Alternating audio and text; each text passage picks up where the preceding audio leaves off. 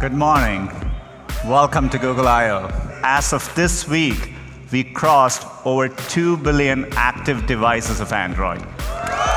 We are clearly at an inflection point with vision, and so today we are announcing a new initiative called Google Lens. Google Lens is a set of vision-based computing capabilities that can understand what you're looking at and help you take action based on that information. So for example, if you run into something and you want to know what it is, say a flower, you can invoke Google Lens from your assistant, point your phone at it, and we can tell you what flower it is. Or if you've ever been at a friend's place and you've crawled under a desk just to get the username and password from a Wi-Fi router, you can point your phone at it. So we've been working hard, and I'm really excited to announce our next generation of TPUs, cloud TPUs, which are optimized for both training and inference. Each board is capable of 180 trillion floating point operations per second.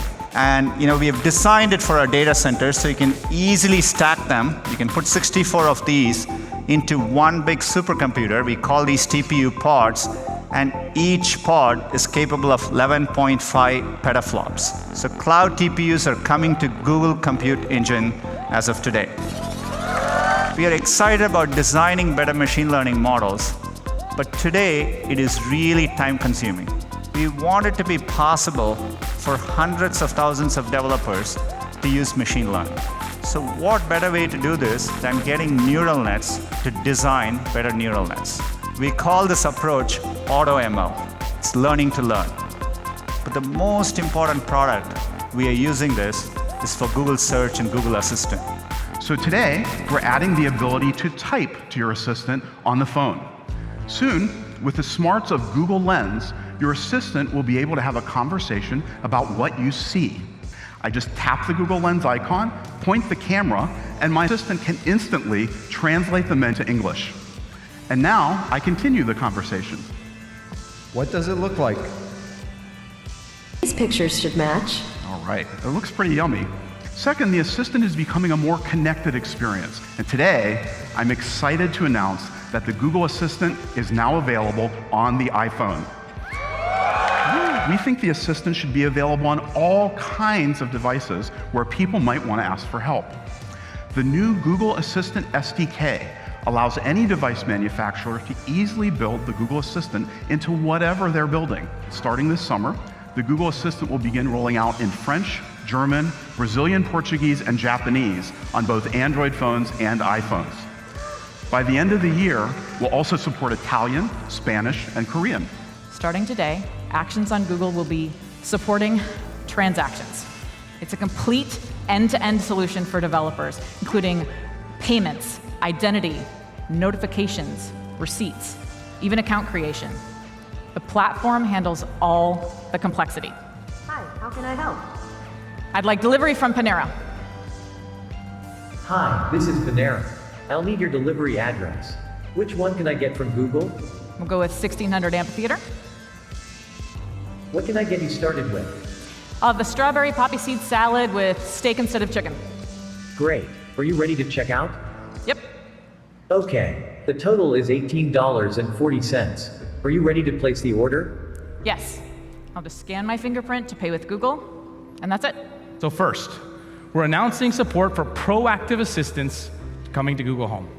So for example, let's say I'm relaxing and playing a game with the kids. Well, I can see that the Google Home lights just turned on. Hey Google, what's up? Hi Rishi, traffic's heavy right now, so you'll need to leave in 14 minutes to get to Shoreline Athletic Fields by 3:30 p.m. The assistant saw the game coming up on my calendar and got my attention because I had to leave earlier than normal. So today, I'm excited to announce hands-free calling coming to Google Home. You can call any landline or mobile number in the US or Canada completely free.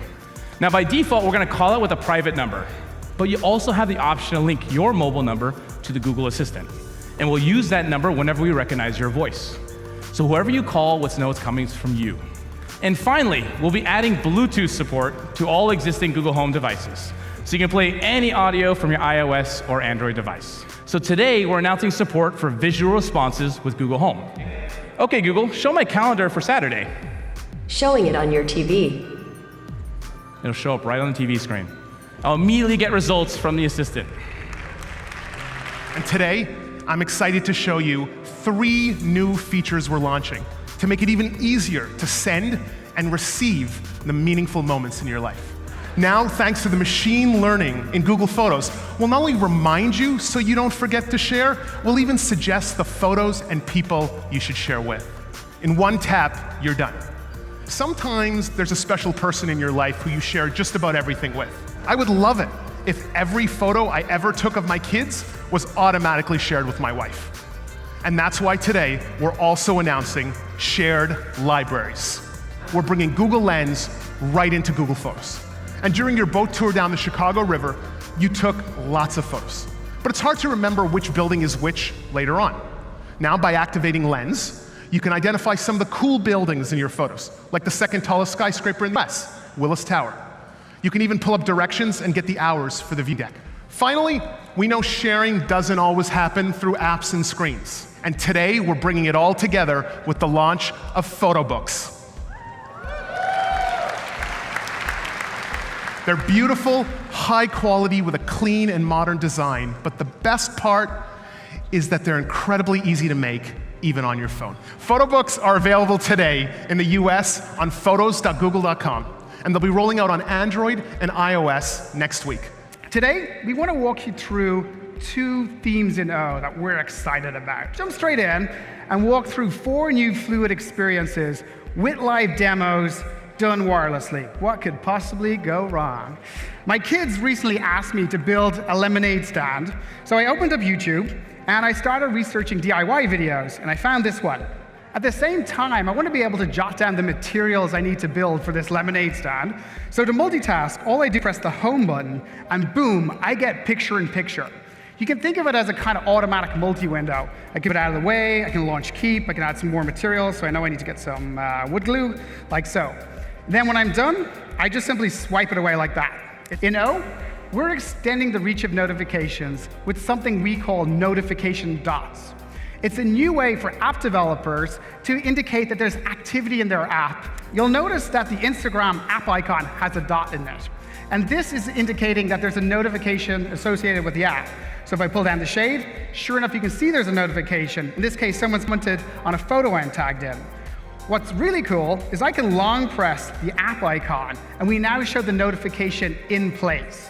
Another great feature in O that helps make your experience more fluid is autofill. With O, we've extended autofill to apps.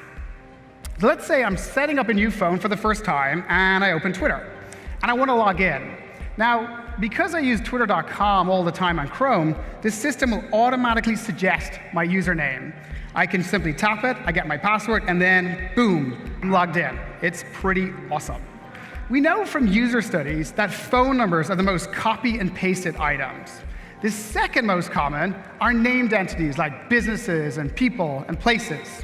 In O, we're applying on-device machine learning, in this case a feed-forward neural network, to recognize these more complicated entities. So watch this. I can double tap anywhere on the phrase old coffee house, and all of it is select for me. No more fiddling around with text selection handles. So in O, we're investing in what we call vitals, keeping your phone secure and in a healthy state to maximize power and performance. The single biggest visible change in O is boot time. On Pixel, for example, you'll find in most cases your boot time is now twice as fast. And we've made all apps faster by default. So in O, we're adding wise limits to background location and background execution. These boundaries put sensible limits on usage. They're protecting battery life and freeing up memory.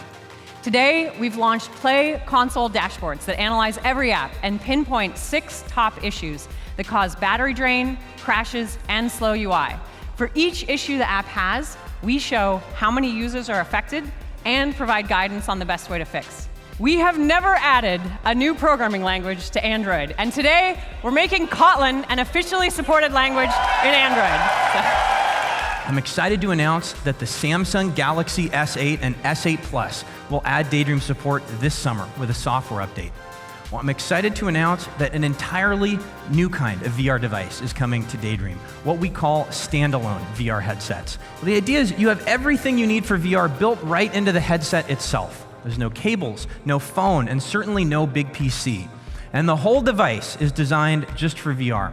And we've dramatically improved tracking with a technology that we call WorldSense. With it, your view in the virtual world exactly matches your movement in the real world. And it works by using a handful of sensors on the device that look out into your surroundings. And that means it works anywhere. There's no setup, there's no cameras to install, and with it, you really feel like you're there. These devices will start to come to market later this year. I believe we are on the verge of solving some of the most important problems we face. That's our hope. Let's do it together. Thanks for your time today and enjoy Google I/O. Today. Today, today, today, today, today, today, Today. Today, today, today, today, today, Today, today, today. Today, Today. today.